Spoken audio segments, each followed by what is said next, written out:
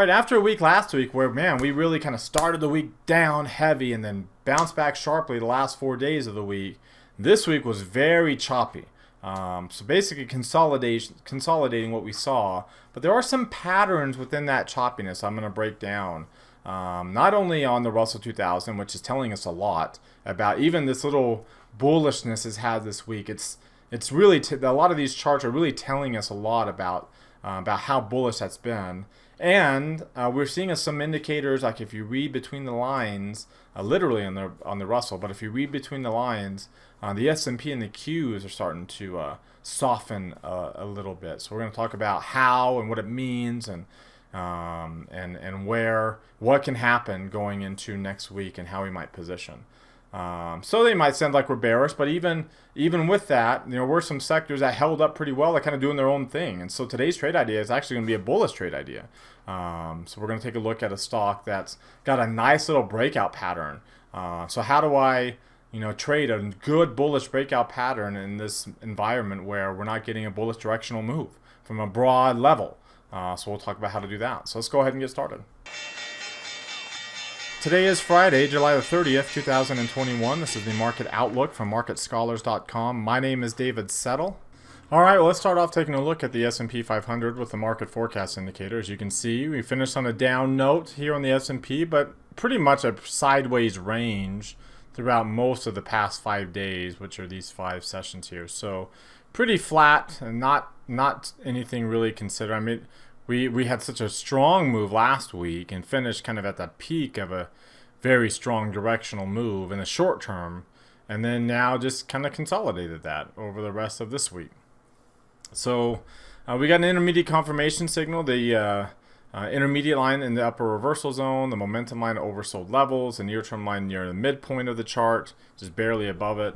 That's a bullish signal in the short term, so that we could get a bullish little bounce out of this going into next week. We did close at the low, more closer to the low of the week, so it suggests that we might get a little bit more weakness actually as well. I'm actually leaning more towards that will bring the near-term line down below 40 by the time all is said and done on this little near-term pullback. That's your S&P 500. And that's what it looks like there on the Dow. Very similar. The NASDAQ, you notice they did not get in because they were off of their lows. The NASDAQ's low was much lower, so it was off of its lows of the day. And then the Russell is actually down today. So the near-term line, I mentioned this, well actually in class I mentioned this divergence. So you got this lower highs on the near-term line, progressively lower highs the last 3 peaks. And obviously the last 2 are high. This is a higher high going into a resistance level, being that falling 30-day moving average. The near-term line did get above 40 this week, but because there's a little bit of a bullish bias, but it wasn't enough to get even to that up above the 50th percentile. In fact, we're barely outside of bearish territory. And with the near-term line diverging and potentially rolling, suggests that we, as well as some other factors you'll see here in a second, suggests that we might next week move that near-term, move the Russell 2000, down into the lower half of the chart, a lower bearish territory, back into the bearish territory of the chart. So that's something to keep an eye on for next week as well. Let's take a look at the weekly charts for the S&P 500, and you notice again we finished with a weekly cluster end of the month. But we finished with a weekly cluster there, very, very bullish with all 4 lines again. We just had one a while ago. That didn't necessarily tank the markets per se. But again, the longer we're in the intermediate rally and the more frequently we start getting clusters, at some point in time, one of them is going to be the last one, as you saw over here. So whether it's this one, obviously it wasn't that one, but if it ends up being this one or not remains to be seen. But again, the longer you go on this is a market sentiment rally on the daily chart where the intermediate line gets up above into bullish territory and then stays above bullish for a while. The longer we go with one of those, the more likely we are to get a move where the intermediate line dips, even if it's just below 50 or more into its bearish territory these last couple of times here. Of course, just a quick reminder of what a real bear market looks like on this chart. So we saw what the COVID low point did. This is what a real bear market looks like when the intermediate line gets below 40 and stays there for a while. over here you can see the ending of one where the intermediate line gets below 40 and stays there for a while. So these are what bullish runs look like. This is what an exhale looks like. A long-term exhale is when we dip down. So that's, we're on a bullish run right now. We have been for more than,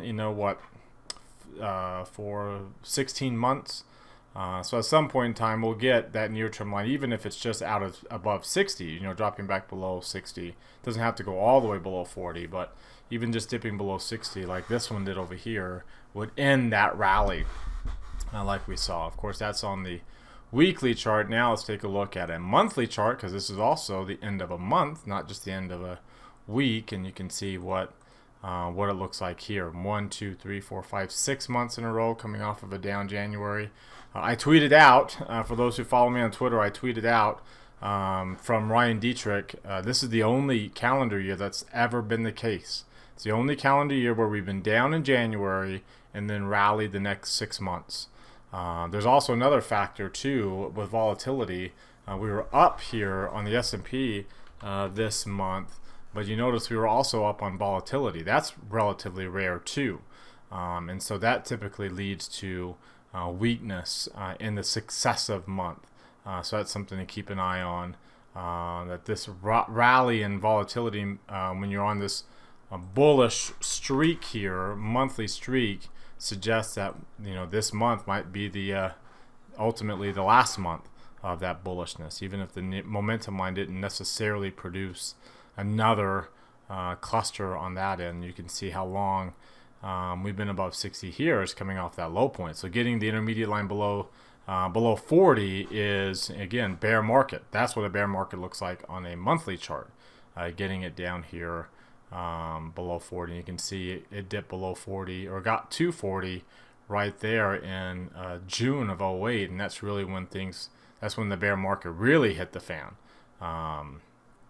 If I were to go back a little bit further, let's go back, say, to 1980 on this, on a monthly chart. Then you can see again, what a recession looks like there. I just briefly brought it down below 40, and then you can see no recession there on this one bad month is all we had in 87, October of 87, as we all know. And you can see just how long that run was. So bear market, intermediate, market sentiment decline. Some of these others, you can see when you drop below 80, you get some market sentiment declines here, and we've had a few. There's the COVID. There's the end of 2018. There's the beginning or the end of 15, beginning of 16. So some other examples of some market sentiment declines previously. There's the August credit downgrade of 2011. You can see how bearish as some of these moves were. All it did on this monthly chart is bring the intermediate line below 80. So it, not a bear market. I mean, that's the lowest that the intermediate line has gone. It got to 59, so it actually dipped below 60. And you can see we had something similar to that over here in the early 90s. But again, not a bear market, right? So you can really see the bear markets. They stand out to you. Even a smaller bear market in the early 80s. They really stand out to you. And you can also see just how long we've been bullish and how many clusters we get. It's good to get one at the beginning. You get a little bit of a pullback there. Good to get one at the beginning. Sometimes you do, sometimes you don't. But then you start getting clusters of clusters. And it doesn't have to exactly end it, but you can kind of get an idea of when we might actually start converging. If you take a look at same thing here, let's go to as far back as we can go. It's not going to let us go back very far on SPY, but it goes back to the late 90s. You can see the convergence started there in 99, heading into that on a monthly basis. The MACD got below its moving average. The MACD peaked. We started to roll over. Let me do a little bit of it is on log scale. Don't get too worked up about how big that is compared to all these others, because the index is a much higher value. This is an absolute number. The issue is the histogram peaks first, then the MACD itself peaks. Just to kind of give you an idea of where that MACD is relative to some of these others, we can look at it on this basis. this normalizes that MACD number, this PPO down here. So it is high. It is about as higher than we've seen in the last 20 years, 8.5%. It is not as high. You know, these numbers got up to about what, the 10, close to 10%, but we're around 9.5. But still, like 8.5 is still pretty darn close. So we are pretty bullish. But you notice here, like the PPO hasn't peaked. So the PPO is the MACD, but on a normalized basis, it hasn't peaked yet. So once it peaks, then we start to converge, and you can still be bullish on a long-term basis while we converge. Here's the going into that 15-16 here. You can see how the MACD histogram peaked over here, and really the MACD itself peaked, and then we started to converge while we still remain bullish, still remain well above the 8-day moving average, 8-month moving average, still well above that. So we're not in danger at all of like bear market modes. And you can see again, just to kind of give you an idea here. Now let's go, so I don't have to zoom in and out all the time. I'll stay at 10 years, but I'm going to do something different here. I'm going to come over here, nope, here, and I'm going to not fit studies. So there we go. We can zoom in a little bit better. All right, so and here let me update these. Here, let me do this too while I'm at it. I'm gonna okay, it is open, high, low, and close. I'm gonna update these charts. For some odd reason they're not updated on the monthly, but we'll move it up to there. So that's the current intermediate run that we're on, and then I'll move this one up to here. This is the current market sentiment rally that we're on. So this kind of get an idea. Like, remember, you don't, you know, you can retest the 8-month for, you can even test the 17 exponential month exponential, maybe dip below it, and then before getting back above it. This is 15 and 16, but you can see how you can dip down to the 8 and dip down to the 17 before things can get pretty bearish. Well, so we've had, there's your dip, there's the last intermediate pullback that we had in September and October of last year. We dipped to the 8. So to give you an idea of where we could dip to, even just to get to the 8-period moving average, that is below 8-month, excuse me, that is below the 23% retracement level. And to get all the way down to the 17-day would be well below, and obviously it wouldn't happen in a month. But you can see, like, from a long-term perspective, you know, just getting to the getting below the 23%, it would be an intermediate pullback. In fact, getting to the 23% retracement level right now might actually be an intermediate pullback. It is on the the Russell 2000. You notice here's the Russell 2000. Look at that bearish month there. You can see its histogram peaked earlier this year. The MACD peaked last month, and we have moved back down to the 8-day. And you can see its 17-day would be down to its 23% line, a little bit lower. So, and you can see its stochastics rolling below its moving average, and so you can see what could happen on the S&P 500 on this other indicator. Let's take a look at some other oscillators here for the S&P 500. Again, very bullish candle here, very bullish PPO near 8%. That's the Russell on the weekly chart. That's what, or the S&P, this is what the Russell looks like. So a little bit of a transition, but still downward. So it'll be a very important week next week for the Russell to transition to a bullish candle or maintain where we're bearish. And I'm a little hesitant as to how likely we are to maintain. You can see here, let's go back, let's go to the 2-line versions. On the daily chart for SPY, you can see the weakness in the MACD already rolling over. Still, it's in convergence mode. It's rolling over. And then here's the thing that really stands out to me about the Russell. You notice we got a long upper shadow. The MACD histogram looks like it might be peaking without, you know, a bullish divergence. We've had a bearish divergence, then a bearish convergence.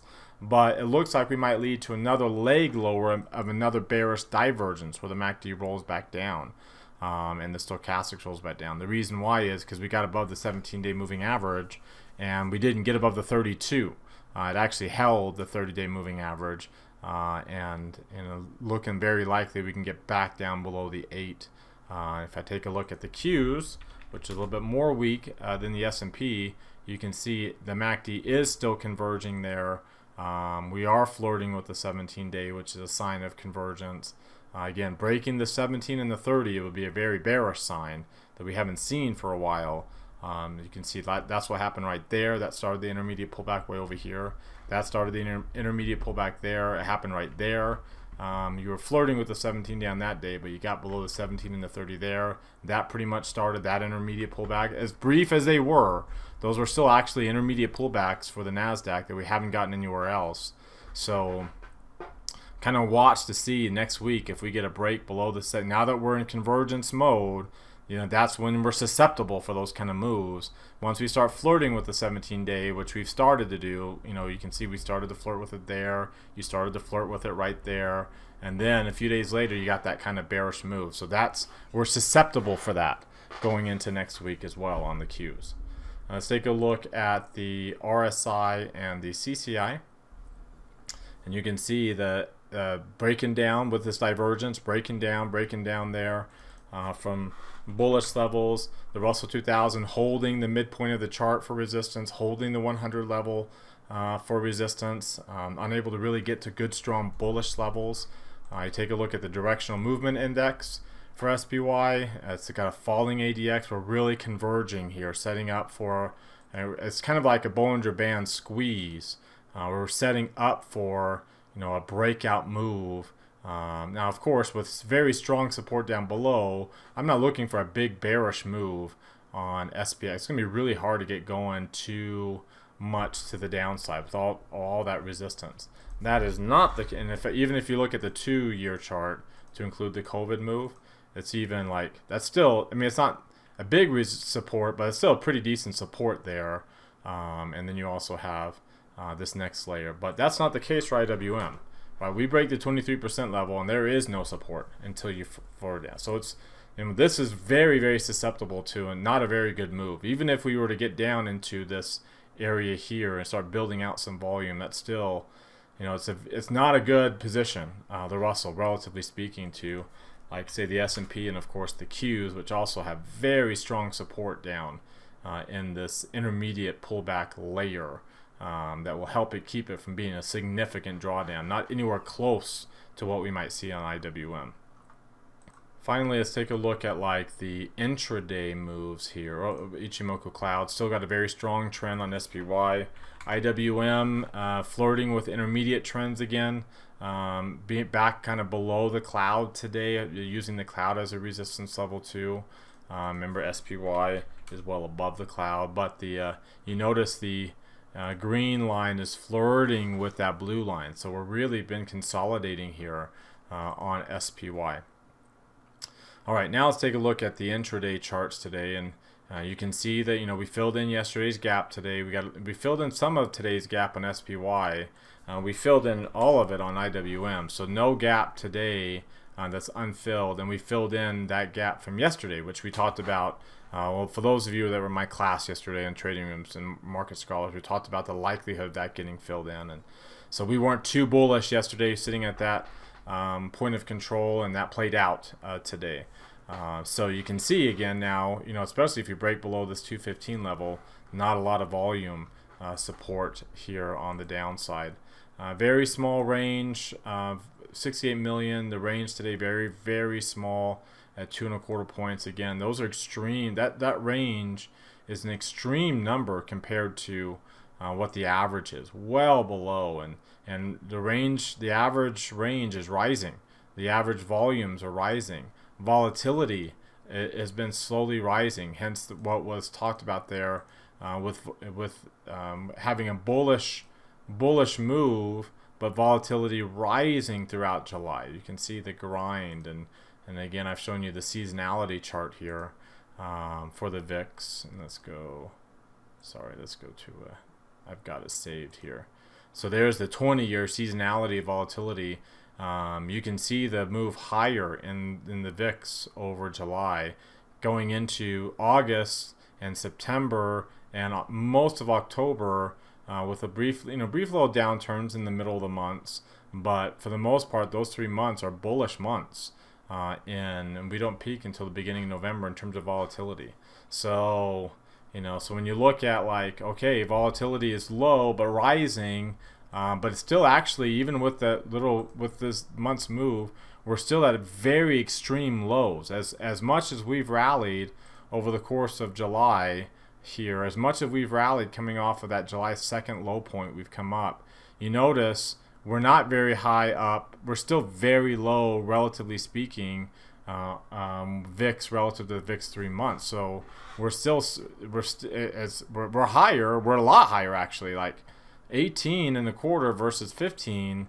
That's 3 points. That's 20% higher on volatility, even if we're definitely not showing that kind of rally down here.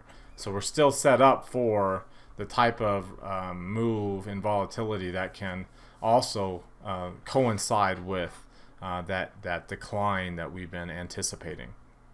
All right, before we look at some other charts here, I invite you to subscribe to our YouTube channel. Mouse over this icon here in the bottom right corner of your screen. Hit the red subscribe button that pops out. There's also one down below the video if you're watching us on YouTube. That notifies you when our videos are posted.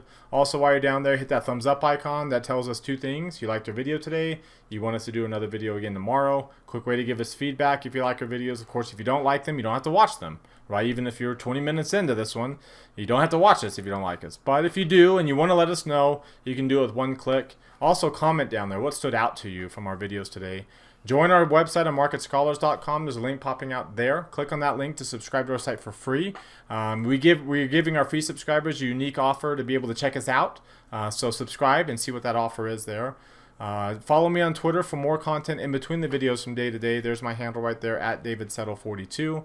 And join our Market Outlook Facebook group that we've created. All right, if you're watching us here on our blog, check out our Market Outlook live video over here on the right. That includes, that's where I talk about all the trades. We actually closed a previous Market Outlook trade today.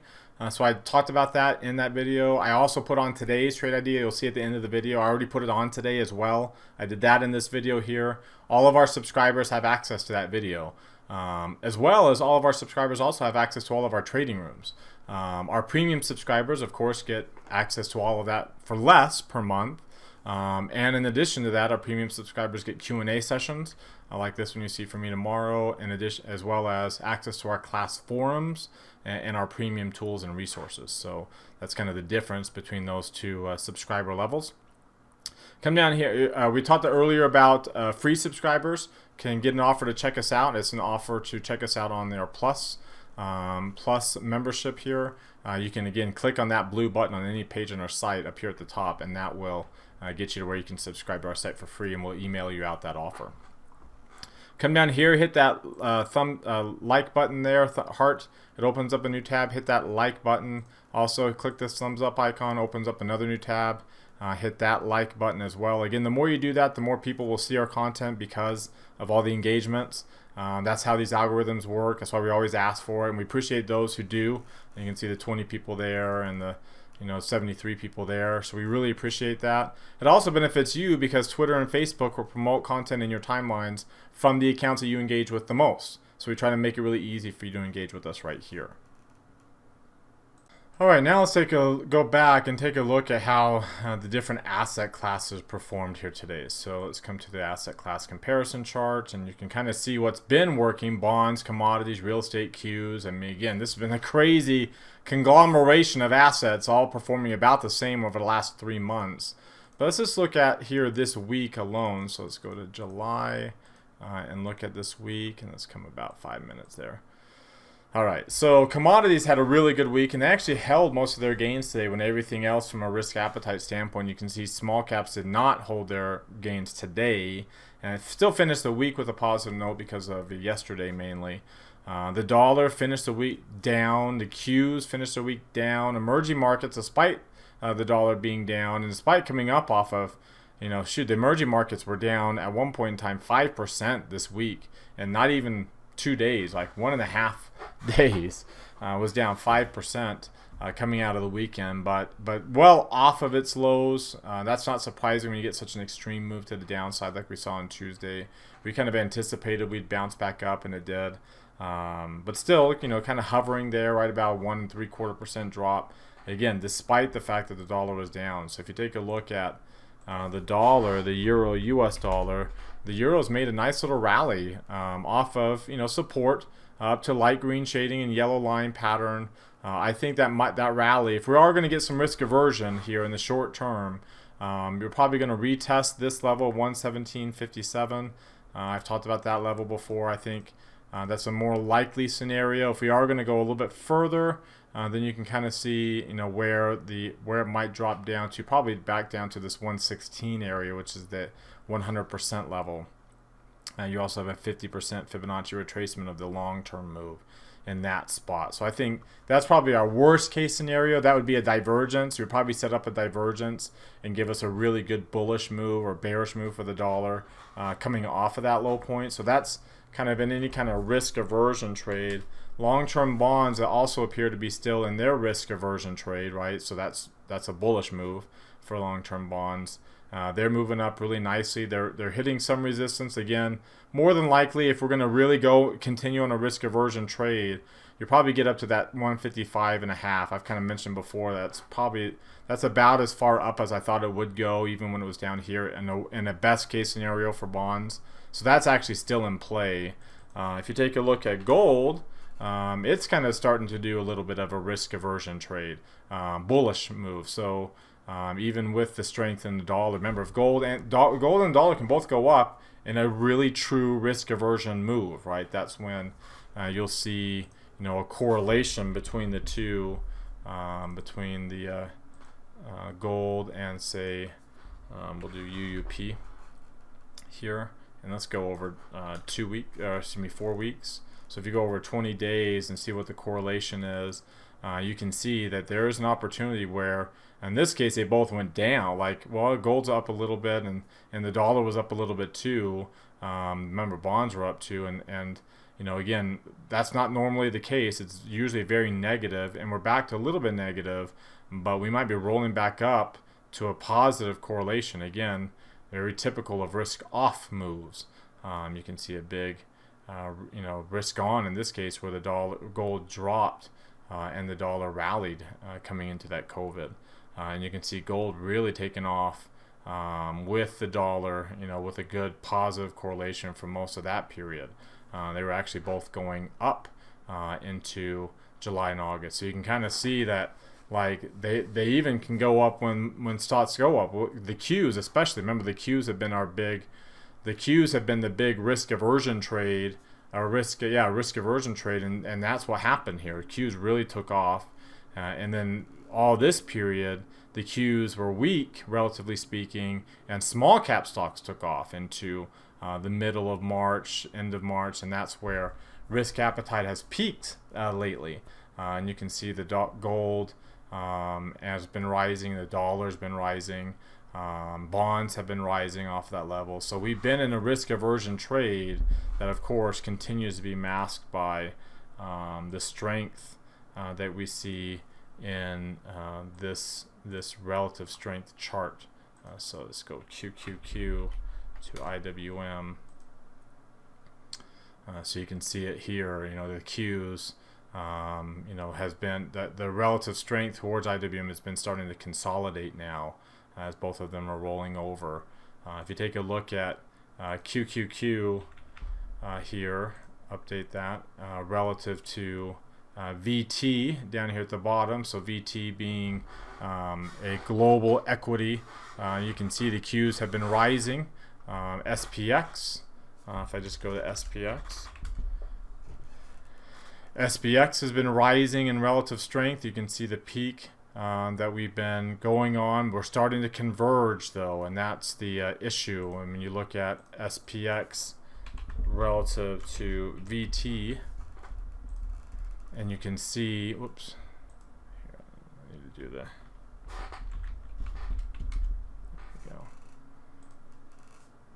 Easier just to do it that way. So SPY relative to VT, you can see the peak in the MACD, the peak in the PPO. Let's switch that to our daily PPO that we look at. You can see the peak in the PPO. The histogram had already peaked. And here, let's go to a 1-year chart so we can zoom in a little bit better. The histogram has peaked. The MACD itself has peaked, and we talked about that happened earlier this year, or in this case, earlier this month in July. And now we're converging. We're not necessarily bearish, but U.S. equities relative to global equities in general appears to be peaking again. Another sign of risk aversion, in this case because the U.S. equities have been the risk appetite trade relative to everything else. If you look at EEM, which is your typical risk aversion trade, relative to global equities as a basket, you can see has been pretty bearish, and it's coming off a really significant low point here earlier this week with some major divergences here on the CCI and an extreme low point on the RSI. And you can see it looks like the MACD and histogram are peaking. The MACD, or PPO, excuse me, remember, is a relative number, and it's peaking, bottoming, excuse me, at a real significantly low level that we haven't seen since way back here. And that, with a divergence, led to a real significant move over the course of a year plus on emerging markets relative to global equities. And again, this is relative strength. It doesn't mean that EEM will go up on an absolute basis, but if it goes up better than its peers, and that means that there will be a shift from U.S. Which is very overvalued. U.S. will be a shift from there to a very undervalued alternative. Let's take a look at how the sectors performed this week. So let's pop back over here. Take a look at the sector performance. So there's our sector, and you can kind of see healthcare, real estate, technology. Those have been very common ETFs lately for our portfolio management class. They've been doing the best. So those have been kind of important for us there. If we go to, again, just this week alone, so July 26th going into this week, materials and energy were the biggest winners with financials. Materials really held their value well. You'll see that in our trade idea of the day. Energy off their highs, but still pretty good. But if you come down to the bottom, look at what the biggest losers were. Very big week of earnings for all three of these, and those were our biggest losers on the week. So they're the straw that stirs the drink because of how big their market cap weightings are. And you can see that, you know, it wasn't completely risk off because some of these smaller weighted sectors did really well.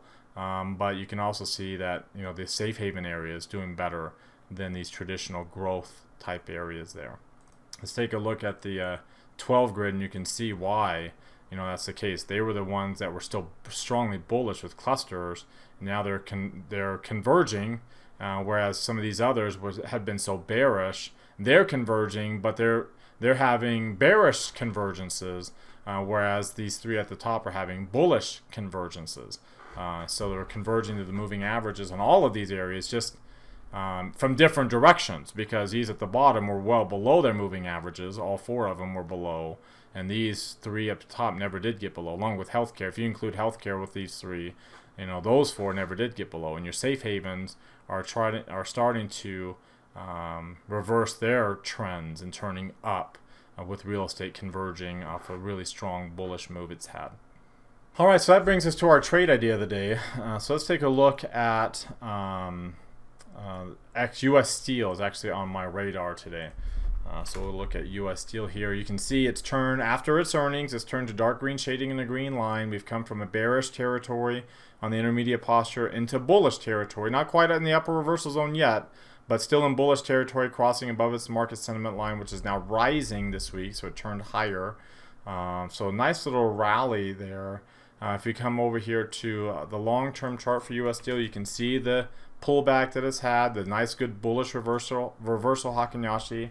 Still a very high PPO number, so I'm not looking for like a, you know, long call option on this because there's not a whole lot of potential for this to rally. That's still more than double what the S&P's PPO is. So it's been a very strong move. We're getting a nice little, you know, turnaround play for potentially another leg higher. I just don't know how much higher that it can go, considering how bullish it's already been. It's in consolidation mode. But the MACD is diverging to the upside after being negative for so long. So nice little divergence to the upside.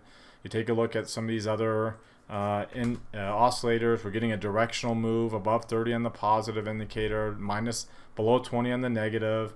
ADX has been low for a while. The RSI and CCI show bullish levels above 100, above 60, after having been below 50 for quite a while on the RSI. The Ichimoku trend, you can see, is flirting with actually did get above 65 by the end of the day. Got above the cloud, almost above 2, which would be intermediate trending modes for both of these down here. Good bullish breakout there on the cloud.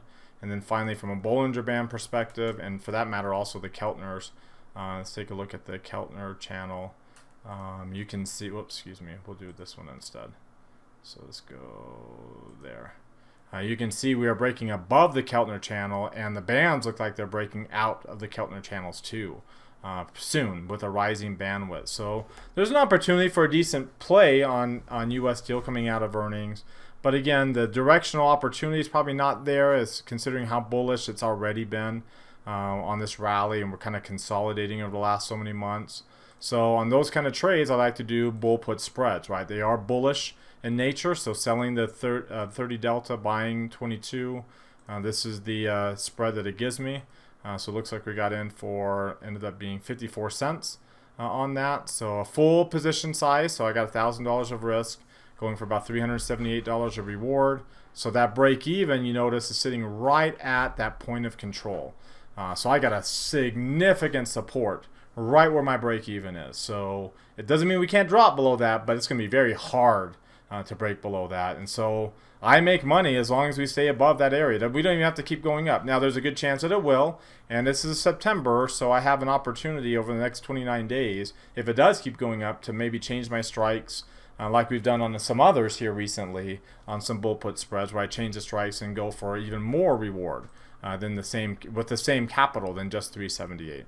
So the opportunity is there in the future, but if it doesn't, and we just kind of stick around this area here, then that's, that purple line, as time passes, will move up to the green line, and that's how we make money with this particular trade. All right, well, that wraps us up for today. You've heard from me now. Now I want to hear from you. Use that link popping out in the top right corner of your screen. That takes you to our Market Outlook forums. Open up any new thread with any new questions or comments you have. All of our subscribers have access to that forum, even our free subscribers. So let's keep this conversation. Reply to other people's threads too. Let's keep this conversation going in between videos. As always, thank you very much for watching. Remember to subscribe to our YouTube channel, as well as Market Scholars, for that that unique offer there to check us out. Like us. Hit that thumbs up icon, as well as like us on Twitter and Facebook. Comment on the video. Have a great weekend, everybody, and we'll see you all next week.